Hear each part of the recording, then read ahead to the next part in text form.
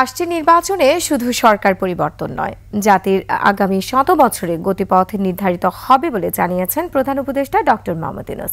সোমবার রাজধানী তেজগাঁয়ে নিজ কার্যালয়ে 64 জেলা প্রশাসকের সাথে বৈঠকে মাঠ পর্যায়ের শীর্ষ কর্মকর্তাদের সতর্ক করে প্রধান উপদেষ্টা আরও বলেন, ভুল করার কোনো অবকাশ নেই। মেহেদী হাসানের রিপোর্ট। লিলি বিউটি সোপ, যার অ্যান্টি এজিং গুণ তারুণ্য ধরে রেখে ত্বককে করে উজ্জ্বল। তারুণ্যময় উজ্জ্বল ত্বকের জন্য রিমার্ক। 2014, 18, 24 তিনটি নির্বাচনই ছিল পাতানো। লম্বা সময় ধরে ভোটারদের পাশাপাশি মাঠ প্রশাসনের কর্মকর্তাদেরও অবাধ, সুষ্ঠু ও নিরপেক্ষ নির্বাচন আয়োজনের অভিজ্ঞতা নেই। এমন পরিস্থিতিতে তেজগাঁও কার্যালয়ে মাঠ প্রশাসনের শীর্ষ কর্মকর্তাদের মুখোমুখি প্রধান উপদেষ্টা। প্রধান উপদেষ্টা বলেন, গণ অভ্যুত্থানের পর সম্পূর্ণ ভিন্ন বাস্তবতায় এবারের নির্বাচন হতে চলেছে। এটা সবাইকে উপলব্ধি করতে হবে। এ নির্বাচনের মাধ্যমে সরকার পরিবর্তনের পাশাপাশি গণভোটের রায়ও দেবে সাধারণ জনতা, যা নির্ধারণ করবে জাতির আগামীর গতিপথ। একটা হলো 5 বছরের জন্য, আরেকটা হলো 100 বছরের জন্য। কাজে দুটি এই দায়িত্ব আমাদেরকে বহন করতে হবে, 100 বছরেরটাও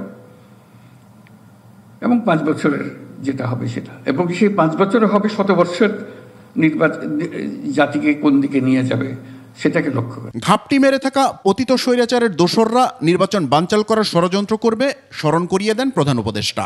মিডিয়ার চেহারা নিয়ে গোলযোগকারী আসবে, সে বলতেছে মিডিয়া আসলে গোলযোগকারী, সেটা গন্ডগোল পাকাতে চায়। তাকে কিভাবে সামাল দেবে? সে গন্ডগোলকারী একা না, তোমার যেরকম বডি ক্যাম আছে তারও বডি ক্যাম আছে।